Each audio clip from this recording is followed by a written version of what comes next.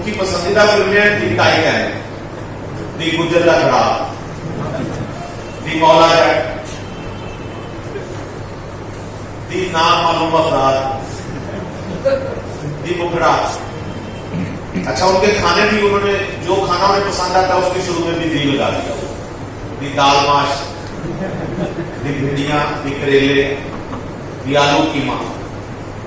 तो ये उनका मस्त है, जो शख्स उन्हें जो चीज पसंद आए उसके शुरू में दी लगा दिया। तो वजह कीजिएगा, उनकी शादी हुई, अब ससुराल ने दावतें शुरू की, ससुराल ने इज्जत, ससुराल में तो मतलब स्टार्ट में तो बहरहाल इज्जत ही होती। उन्होंने कहना शुरू कर दिया दी ससुराल।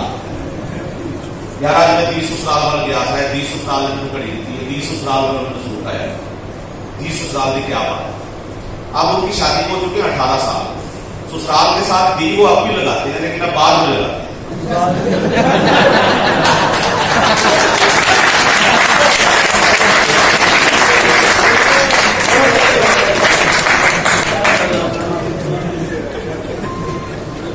ये तो यासर साहब ने इशारा किया था, कुछ क्वेश्चन इसका सुन लीजिए। नुमान है गर्लफ्रेंड। अगर आप किसी की गर्लफ्रेंड है तो आप खुशकिस्मत हैं, और अगर नहीं तो फिर वो खुशकिस्मत। मेरा मुशाहिदा है कि गर्लफ्रेंड बनाने के बड़े फायदे होते हैं। बंदा बेशक सारी जिंदगी घर में कद्दू गोश्त खाता रहा, लेकिन जैसे ही उसकी कोई गर्लफ्रेंड बनती है वो अचानक पिज्जा खाने लगता है, कपड़े भी इस्त्री करके पहनता है और हर चौथे रोज नहाना भी शुरू कर देता है। यही हाल लड़की का भी होता है। आपने आज तक ऐसी किसी गर्लफ्रेंड के बारे में नहीं सुना होगा जिसने अपने बॉयफ्रेंड से नान छोले खाने की फरमाइश की। गर्लफ्रेंड हमेशा इस बात पर जोर देती है कि वो सिर्फ आपसे बात करती है, वरना उनके पास किसी के लिए कोई टाइम नहीं। ऐसे में अगर रात 2 बजे कभी आपको चेक करने के लिए फोन करें तो अक्सर में फोन से यही आवाज आएगी, आपका मतलूबा नंबर पिछले 1.5 घंटे से मसरूफ है। और अगर आप शिकवा करेंगे कि रात को किससे बात हो रही थी, तो इसका जवाब देने की बजाय रोनी सूरत बना लेते हैं कि शकील को मुझ पर शक कर, अपनी गुड़िया पर।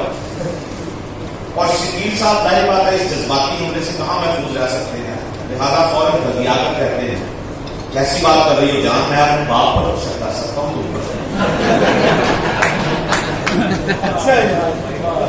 गर्लफ्रेंड को उठते बैठते यही फिक्र खाई जाती है कि लड़का उसे कोई आम सी लड़की न समझे, लिहाजा हर वो लफ्ज जो लड़का सुनना चाहता है ये उस पर हैरत का इशारा करता है। मिसाल के तौर पर लड़का अगर कहे जानो तरबूज खाओगी, तो ये आंखें फाड़ कर कहते हैं तरबूज वो क्या होता है। उसके बाद लड़के को तमाम तरह इशारों कनायों से समझाना पड़ता है कि ये होता है तरबूज। बात समझ में आती ही मुंह बनाकर कहती है वो ये तो वाटरमेलन होता है। हालांकि खुदा हुआ है कि ऐसी लड़कियों के घरों में वाटरमेलन तो दूर की बात तरबूज भी नहीं कहा जाता, बल्कि अब्बा जी घर में घुसते ही आवाज लगाते हैं वो कुड़िए लैपटॉप दवाना फ्रिज चला। हमारे चैनल में खातून है, उन्हें बिला वजह अंग्रेजी बोलने का शौक है, उन्हें ऐसे ऐसे लफ्ज उन्होंने बनाए हुए हैं। खुद मैंने कई दफा सोचा है कि मैं किसी दिन अंग्रेजी को बुला के अंग्रेजी सुनाऊं। यानी एक दिन उनके सर में दर्द हो रही थी, उन्होंने छुट्टी चाहिए थी, हमारी प्रीव्यू कमेटी की मेंबर है, और छुट्टी उन्होंने ली थी। तो मेरे तक उन्होंने रसाई हासिल की, आगे कह रहे थे सर मुझे इजाजत दे दें, मैं घर जाना चाहता हूँ। मैंने कहा क्या वजह है? वो कहना चाह रही थी कि मुझे चक्कर पे चक्कर आ रहे हैं।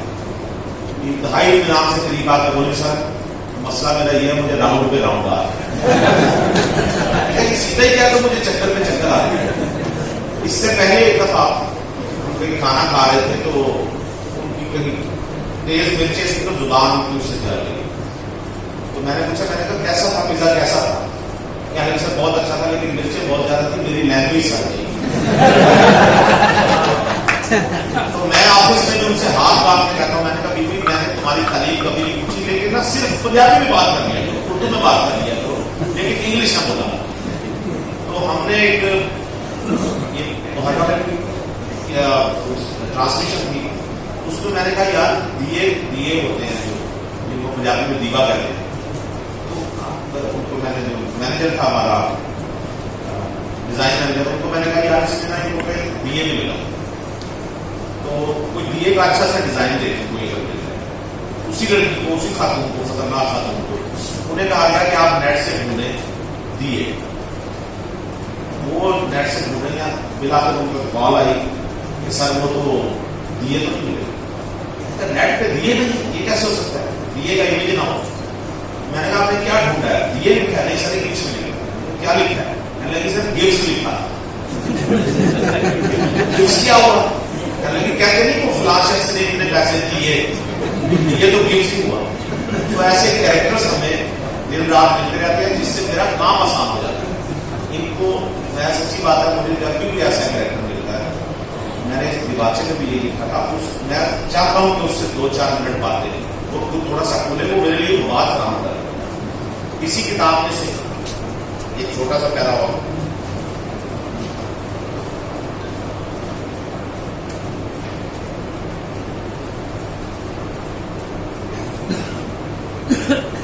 दामाद 2 किस्म के होते हैं, घर दामाद और खाद दामाद। मैंने अपने दोस्त से पूछा सौरे के घर दवाई क्या होता है, दौरे बनाकर बोला बब्बर से, और फिर फूट फूट कर होगा। घर दामाद बनने से पहले अक्सर मासूम लड़कों को यकीन होता है कि जब वो बेगम के घर में रहेंगे तो उनकी बड़ी आवक होगी, पूरा घर उनका हुक्म मानेगा, हर बात में उनसे मशवरा किया जाएगा, घर का पूरा निजाम उनके हाथ में होगा। लेकिन होता क्या है, शादी के 2 हफ्ते बाद ही जब साला छोटा साला मुंह बनाकर कहता है भाई मेरी पैंट ना पाया तो यार का एहसास होता है कि ये तो गलत फैसला हो।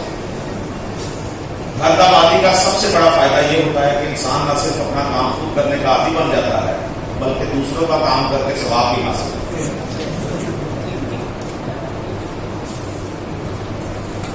एक छोटा सा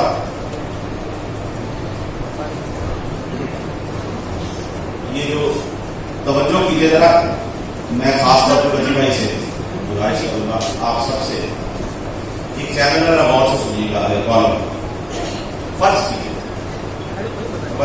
फर्ज कीजिए एक दिन अचानक तमाम टीवी चैनल्स पर मिली नगमें चलना शुरू हो। आप किसी न्यूज चैनल की तलाश में रिमोट पे बटन दबाते चले जाते हैं, लेकिन न्यूज कहीं नजर नहीं आता। हर तरफ सोनी धरती जीवे जीवे पाकिस्तान जाग उठा है, सारा वतन वगैरह लगे हुए। आप फौरन तारीख पर ध्यान डालते हैं, लेकिन पता चलता है कि ये ना तो 14 अगस्त है, ना 6 सितंबर, ना 23 मार्च। तो फिर अचानक हर टीवी चैनल पर मिली नगमें कुछ चलना शुरू। आप फेसबुक खोलने की कोशिश करते हैं तो पता चलता है इंटरनेट भी काम नहीं कर रहा, इसके नाम में लाइट भी चल रही है। लोग तरह तरह की कयास सराइयां कर रहे हैं, और इसी सूरत हाल में आपको अचानक एक ब्रेकिंग न्यूज मिलती है कि पुलिस ने मुल्क पर कब्जा कर लिया। फर्ज कीजिए ऐसा हो जाए तो क्या मंजर होगा। अखबार की हेडिंग कुछ नहीं है, मुसल्लह पुलिस ने हुकूमत खत्म करके फौरी तौर पर मुल्क में इमरजेंसी का ऐलान कर दिया। ऐसी सूरत में अगले दिन अखबार में सरकारी टीवी की इमारत की जो तस्वीर शाया होगी उसमें ऐन मुमकिन है इलीट फोर्स के जवान गेट लांघते हुए दिखाई, असम्बलियां टूट जाएंगी और मुल्क का निजाम आईजी साहब संभाल। फर्ज करते हैं कि आबादी के लिहाज से चूंकि पंजाब बड़ा सूबा है, इसलिए आईजी पंजाब बतौर पुलिस एडमिनिस्ट्रेटर कौम से खिताब फरमाएंगे। इस मौके पर चीफ ऑफ पुलिस स्टाफ की हैसियत से उन्हें पुलिस बैंड के 21 साजिंदों की सलामी दी जाएगी। क्या चश्म कुशा मंजर होगा जब हर तरफ पुलिस के जवान मोबाइलों में गश्त कर रहे होंगे। सड़कों और बाजारों में ड्यूटी देने वाले अहलकार यकदम सबकी तवज्जो का मरकज बन जाएंगे। अहम सवाल यह है कि क्या आवाम उस दिन भी मिठाइयां बांटेंगे या है बांटेंगे। उस रोज टीवी पर टॉक शो देखने वाले होंगे। ऐन मुमकिन है किसी टॉक शो में आपको यह जुमला भी सुनने को मिले कि पुलिस को अवाम ने इक़्तिदार पर आने पर मजबूर।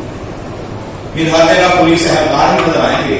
ऐन मुमकिन है कुछ की ड्यूटियां वापडा, वासा, पीटीसी और दाखाने में भी लग गए। इस पुलिस कू के नतीजे में हो सकता है कुछ जमहूरियत पसंद अवाम डॉल्फिन फोर्स की मोटरसाइकिलों के आगे लेट जाए या पुलिस के डाले पर चढ़ जाए। जमहूरियत करने वालों के लिए अगले दिन आईजी साहब बयान जारी करेंगे कि 90 रोज में इलेक्शन करवा के इक़्तिदार मुख्य हुकूमत के सुपुर्द कर दिया जाएगा। लोग ये बयान सुनेंगे और एक दूसरे के कानों में कहेंगे वो दिन डुब्बा जब घोड़ी चढ़िया होगा, फिर पुलिस राज होगा। चौथी दफा फंस कर सड़कों पर जा बजा लिखा हुआ मिलेगा, कदम बढ़ाओ आईजी हम तुम्हारे साथ। चौथी दफा फंस करते हैं कि अगर ऐसा हो जाता है तो चुनाव में आईजी साहब की बड़ी बड़ी तस्वीर आवेजा हो जाएंगी। एकदम से दानिशवरों की जुबानें भी इंशाबाद करने लगेंगी कि कैसे मुल्क डूबा ही चाहता था कि आईजी साहब ने पीछे से आकर खींच लिया। अखबारात में भी सद्दाम के हामी कॉलम निगारों के कॉलम शायद होंगे जिनके उन्मानात कुछ नहीं होंगे। पुलिस तेरा शुक्रिया, पुलिस ये ना करती तो क्या करती, पुलिस जिंदाबाद। आईजी साहब भी बयान देंगे कि अल्हम्दुलिल्लाह सब कुछ ठीक है, पुलिस और अवाम एक पेश।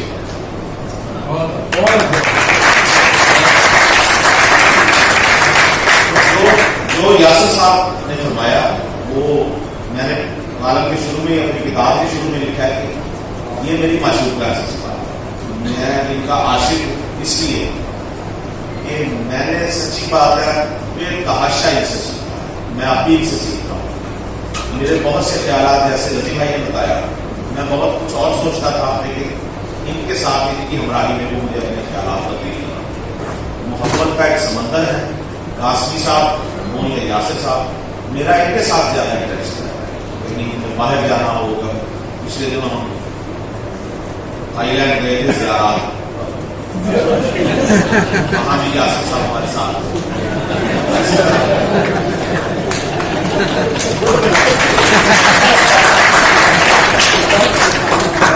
मेरे साथ हमारा जब हम जमाना जाहिलियत में पैसे कुछ होते नहीं थे, हम लाहौर में रहते थे, एक फ्लैट में 8-10 दोस्त वहां पर रहना। तो एक दिन तय पाया, ये मैंने वाक्य पहले भी सुनाया, एक दिन तय पाया कि कहीं एडवेंचर किया जाए किसी दूसरे शहर में। तो हम लोग एक दोस्त ने कहा यार हम चलते हैं, वहां हमारे कोई रिश्तेदार है, उनका एक डेरा सा बना हुआ है, हमने कहा चले वहां चलते। अब हम वहां चले गए, वहां एक बाबा जी थे और खुला डेरा, खुले खुले कमरे उसके। क्योंकि लोकल वैगन पे गए, लोकल बस से हमारे लिए खराब थे, लड़कों ने कहा कि यार बाबा जी हम नहाना चाहते हैं, जगह है उनका जी गुस्ल खाना है, नहा लें। जब मैं वहां गया तो देखा कि हर गुस्ल खाने में सारे साबुन पड़े, lux, dub, capri, life boy, safe guard, Tibet, सारे साबुन एक यूज थे लेकिन एक दफा इस्तेमाल किए हुए, थोड़ा सा पैकेट खुले हुए। मैंने बाबा जी से पूछा, कहने लगे कि बाबा जी साबुन हम इस्तेमाल कर सकते हैं क्या? लगे जेड़ा पसंद आता है बता। खैर हमने से सारे लड़के बारी बारी नहाया, जिसको जो साबुन पसंद था उसने इस्तेमाल किया। जब हम नहा के बाहर आए तो बाबा जी ने खाना बनाया हुआ था, हम खाने दस्तरखान सजाया हुआ था, हम बैठे नीचे। तो मैंने पूछा, मैंने कहा बाबा जी आपने इतने साबुन क्यों जमा किए हैं, ये क्या शौक हो? बस कहते पुत्र जितने मुद्दा मान जाना कहते साबुन तू है।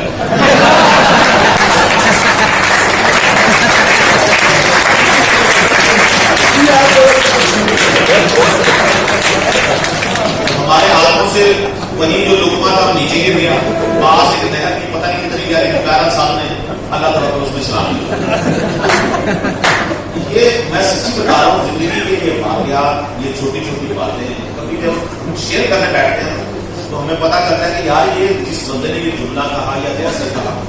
मैं एक दफा कासमी साहब के साथ थे और इंतहाई मददगार है, वो किसी दोस्त के पास जाना था, कासमी साहब ने मैं उनके साथ पिशावर गए, सख्त सर्दियां, सख्त ठंडा मौसम।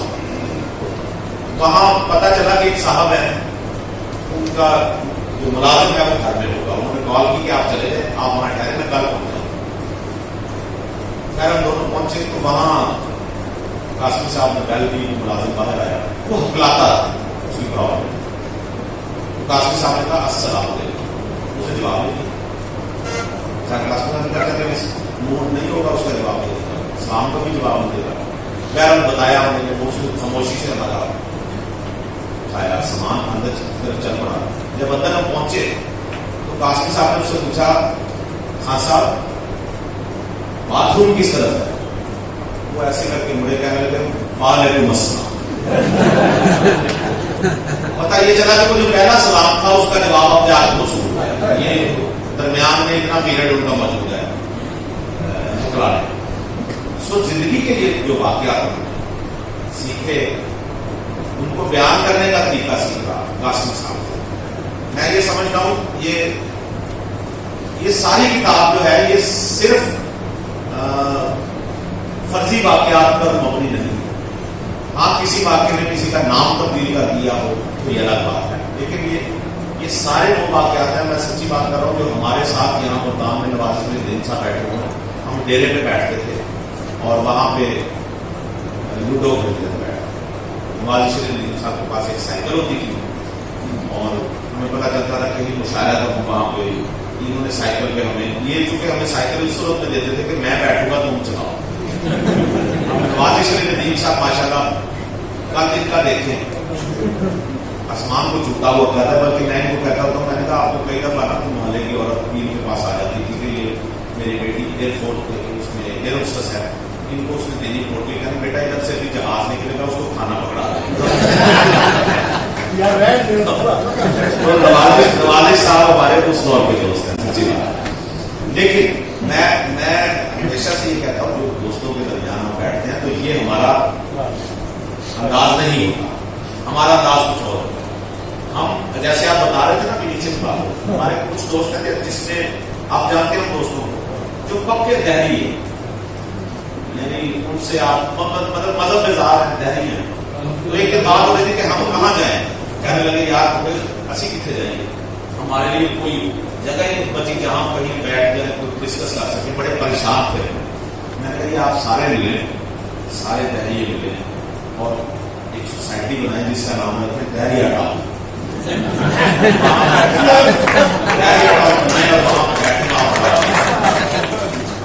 मैं मददगार आपका बहुत मशहूर हूँ, मुल्तान मेरा अपना शहर है और मैं सराइकी भी जानता हूँ, लेकिन मैं जो सराइकी मैं लाहौर में बोलता हूँ वो सारे कहते हैं बहुत शानदार है, यहाँ बोलता हूँ तो पकड़ लेते हैं। अस्सलाम वालेकुम, सीचंडियो टीवी सब्सक्राइब करें, वीडियो अच्छी लगी है तो लाइक करें। हाँ, सीचंडियो टीवी देखिए।